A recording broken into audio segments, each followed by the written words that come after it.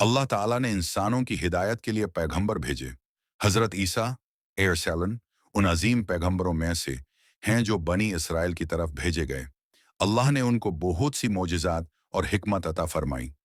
हजरत ईसा अलैहिस्सलाम की पैदाइश खुद एक अजीम मोजज़ा थी। अल्लाह ने उन्हें बगैर बाप के पैदा किया।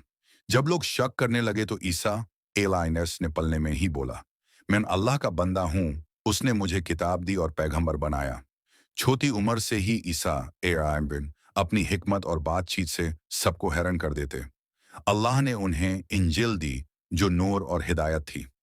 अल्लाह ने ईसा ऐसन को ऐसे मोजिज़त अता किए जो इंसान की सोच से बाहर थे। उनके हाथ से अल्लाह के हुक्म से अंधे देखने लगते, कूर लेपरा का मरीज ठीक हो जाता और मुर्दा भी जिंदा हो जाता। एक दिन ईसा एस ने मिट्टी का एक परिंदा बनाया।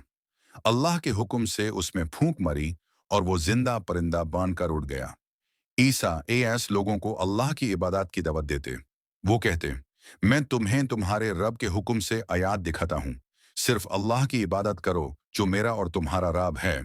लेकिन बनी इसराइल के बहुत से लोग ने ईसा एरास की बात को ना माना। वो मोजज़ात देखने के बावजूद इनकार करते रहे। हवारियों ने एक दिन कहा, अय आयसा, क्या तुम्हारा रब हम पर आसमान से दस्तरख्वान उतार सकता है? ईसा एयास ने दुआ की और अल्लाह ने उन पर खाने का बरकत भरा दस्तरख्वान उतारा। यह भी एक अजीम मोजज़ा था। कफिरों ने ईसा एयास के खिलाफ साजिश की, लेकिन अल्लाह का प्लान सबसे बेहतरीन है। अल्लाह ने ईसा एयास को अपने हुजूर बुलंद कर लिया और उन्हें दुश्मनों से महफूज रखा।